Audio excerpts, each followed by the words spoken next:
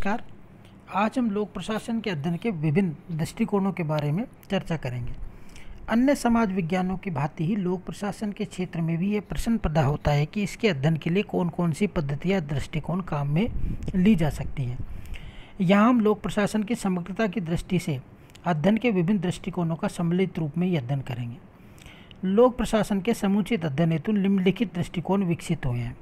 पहला परंपरावादी दृष्टिकोण, दूसरा मानवतावादी दृष्टिकोण, तीसरा व्यवहारवादी दृष्टिकोण, चौथा व्यवसायवादी दृष्टिकोण और पांचवा आधुनिक दृष्टिकोण।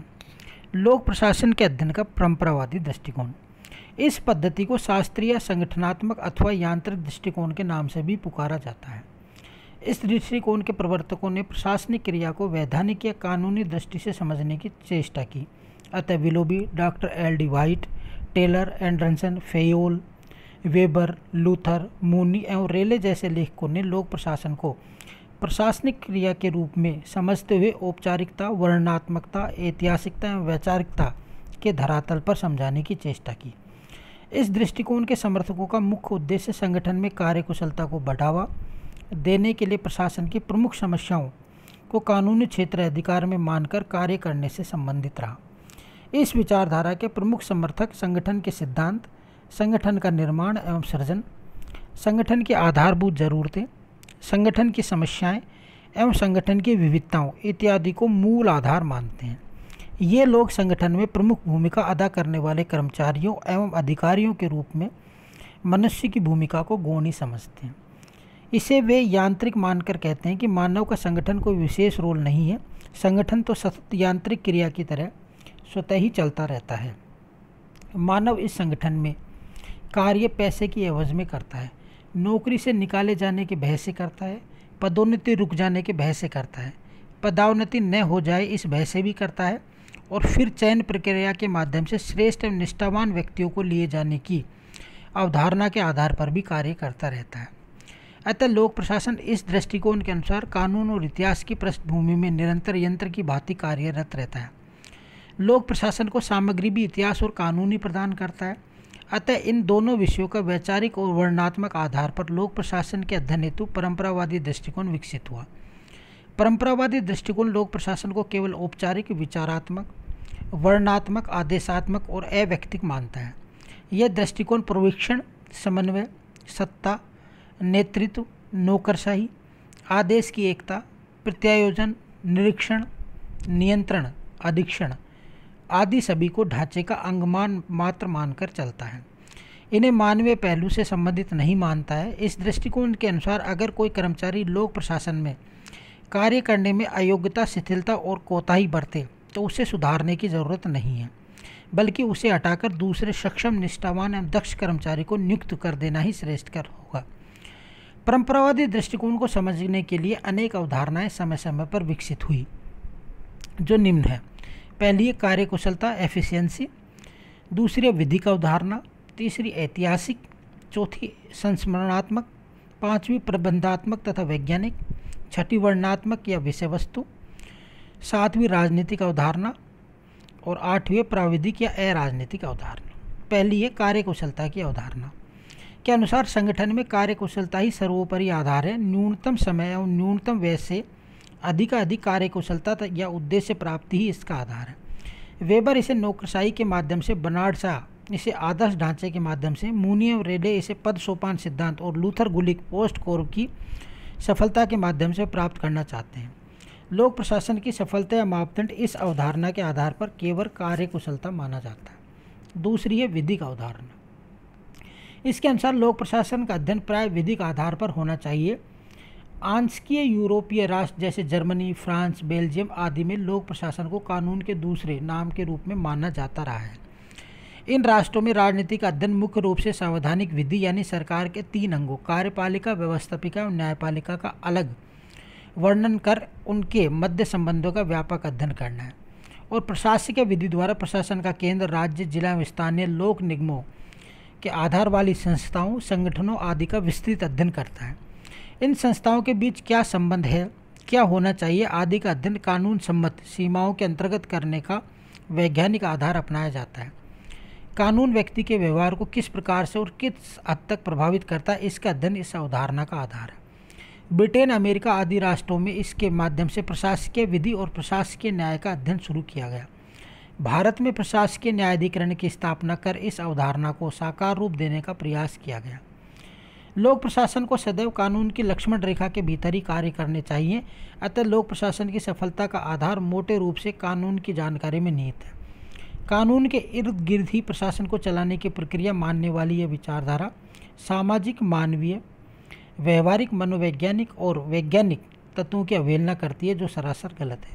लोक प्रशासन कानून की सीमा में रहकर उसे समझकर उसके अनुरूप कार्य करे, लेकिन साथ ही सामाजिक, भौगोलिक, धार्मिक, मनोवैज्ञानिक और व्यवहारिक पहलुओं की पृष्ठभूमि को भी आधार बनाए तो ज़्यादा अच्छा रहेगा।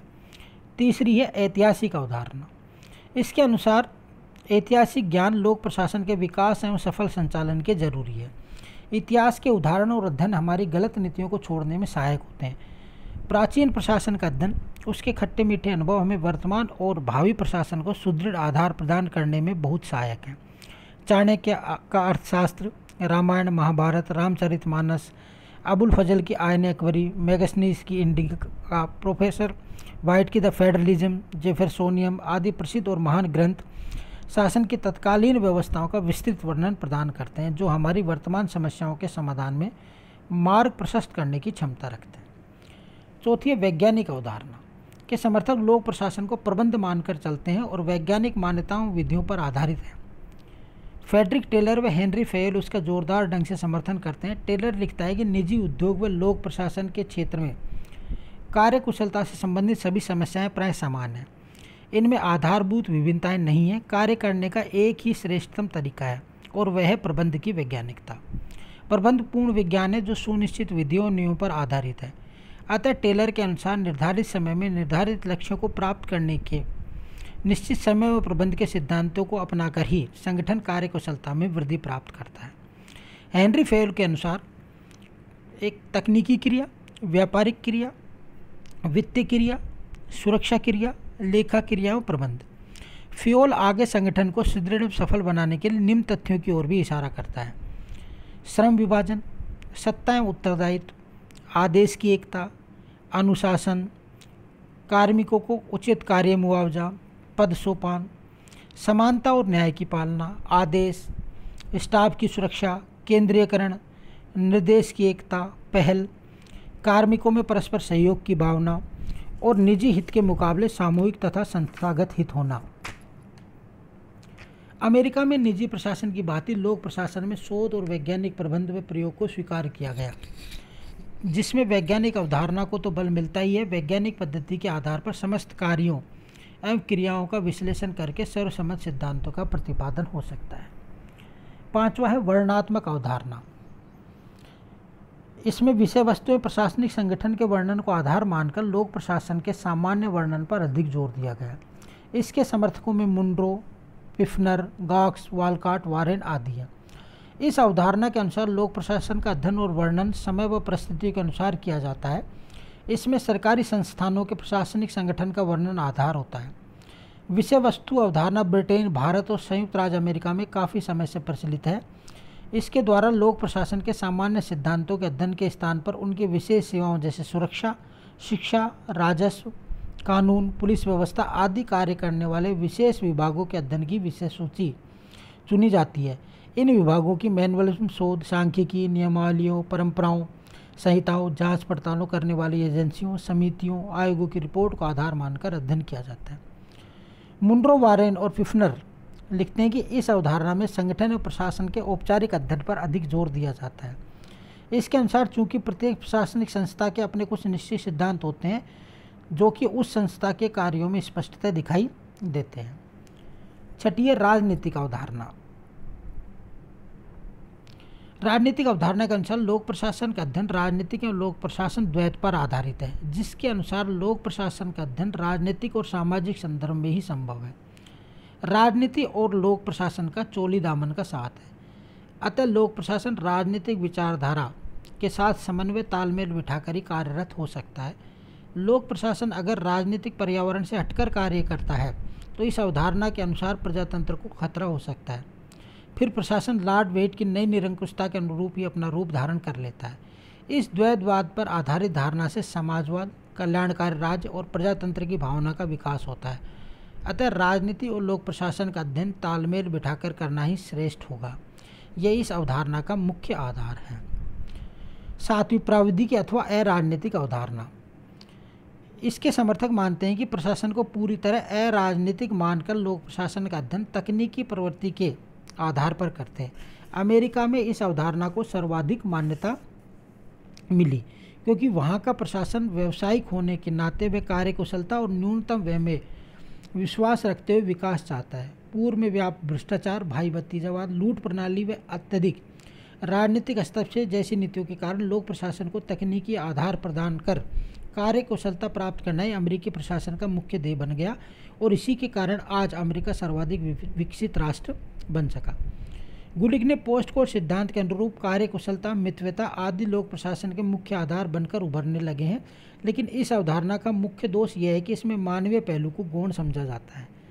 इस अवधारणा के अनुसार समस्त कार्य का आधार तकनीकी रूप धारण कर लेता है जो प्रशासन, समाज और राष्ट्र सभी के लिए घातक सिद्ध हो सकता है। इस तरह परंपरावादी दृष्टिकोण विभिन्न अवधारणाओं को मुद्दा मानकर लोक प्रशासन को केवल प्रबंध मानकर कार्य करने में विश्वास करता है।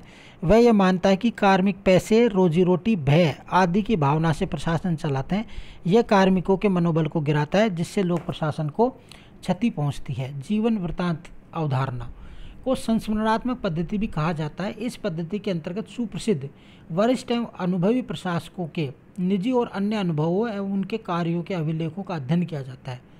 प्रशासनिक अनुभवों के संस्मरणों का विस्तृत एवं विश्लेषण अध्ययन करके उनकी महत्वपूर्ण सफलताओं और निष्कर्षों का लाभ अध्ययनकर्ता को मिल सके, ये इस पद्धति का प्रमुख उद्देश्य है। डॉक्टर जयस्कर ने अपने अनुभवों को पुस्तक के रूप में लिखा जो वर्तमान एवं भावी प्रशासकों के लिए मार्गदर्शक सिद्ध हुई। कुछ समय पूर्व प्रकाशित एक पुस्तक में डॉक्टर रमेश कुमार अरोड़ा व अन्य साथियों द्वारा संपादित पुस्तकों में अनेक जिलाधीशों के खट्टे मीठे अनुभवों को उनके ही शब्दों में प्रकाशित किया जो नवनियुक्त जिला अधीक्षकों व प्रशासकों के लिए काफ़ी लाभदायक सिद्ध। इस पद्धति का एक प्रमुख दोष यह है कि इसमें प्रशासकीय कार्यों को कम उजागर किया जाता है जबकि राजनीतिक महत्व की बातों को अधिक महत्व दिया जाता है। मानवतावादी दृष्टिकोण। परंपरावादी दृष्टिकोण प्रशासन में कार्यकुशलता, कार्य क्षमता एवं मित्रता कैसे बढ़ाई जाए ताकि सीमित होने के कारण अन्य दृष्टिकोण जिसे मानवतावादी दृष्टिकोण कहते हैं आज के युग में विकसित हुआ जो ये मानकर चलता है कि प्रशासन में संगठनात्मक पहलू के अलावा एक पहलू और भी है और वह है मानव। प्रशासन में जो जोड़ता है, अमूर्तता है, उसे सजीव, रचनात्मकता और प्राणवान बनाने और उसमें व्यावहारिकता लाने में मनुष्य का अहम रोल है। इस विचारधारा के पोषक एल्टन मेयो और उनके सहयोगी थे जिन्होंने अमेरिका में 1920-21 में हार्थून प्रयोग के माध्यम से मानवतावादी दृष्टिकोण को अपनाया। मानवतावादी दृष्टिकोण निम्न मान्यताओं पर विशेष बल देता है। पहला, यह दृष्टिकोण नहीं मानता है कि कार्मिक केवल भौतिक जरूरतों और अर्थ लाभ के लिए ही कार्य करता है बल्कि इन आवश्यकताओं के साथ साथ वह सामाजिक और मानसिक आवश्यकताओं की पूर्ति हेतु भी समान रूप से उद्यमशील रहता है। ऐसी आवश्यकताओं की पूर्ति और संतुष्टि हेतु कार्मिक उच्च अधिकारियों से सद्व्यवहार से भी प्रभावित होता है। दूसरा, मानव की मानसिक स्थिति में अंतर होता है। प्रत्येक कार्मिक के सोचने, विचारने और कार्य करने में एक विशिष्ट शैली होती है।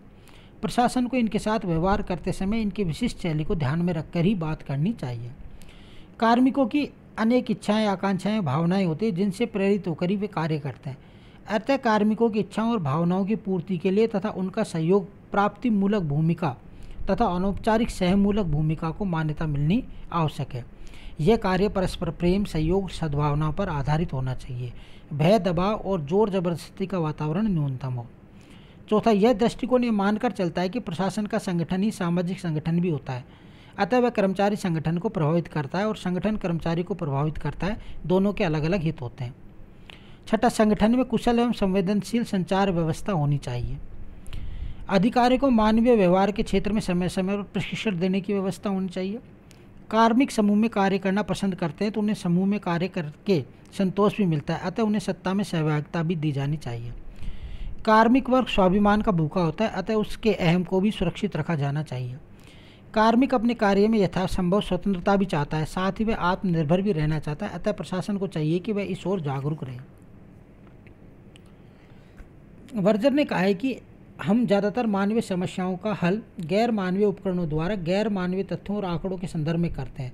मेरा यह विचार है कि मानवीय समस्याओं का हल मानवीय व्यवहार से ही होना चाहिए। मानवतावादी दृष्टिकोण की आलोचना निम्न प्रकार से की गई है। पहला, इसमें व्यक्ति के स्थान पर जहाँ समूह पर अधिक बल दिया गया है, वहीं दूसरी ओर यह मनुष्य के व्यक्तिगत अहम की बात भी करता है। दूसरा, इस दृष्टिकोण के निष्कर्ष व्यापक आधार लिए हुए नहीं थे, वे कुछ सीमित अनुसंधानों पर ही सीमित थे।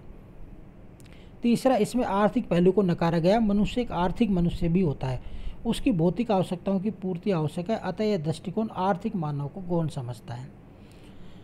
चौथा, मानवतावादी दृष्टिकोण कार्य और पद्धतियों पर कम ध्यान देता है, जबकि ये दोनों लक्ष्य प्राप्ति में अत्यंत महत्वपूर्ण स्थान रखते हैं। और अंतिम में, प्रत्येक समस्या का समाधान संगठन में केवल मानवीय आधार को ध्यान में रखकर ही नहीं किया जा सकता, और भी अन्य संदर्भ होते हैं जिनको संगठन के उद्देश्य की प्राप्ति हेतु महत्व देना पड़ता है। धन्यवाद।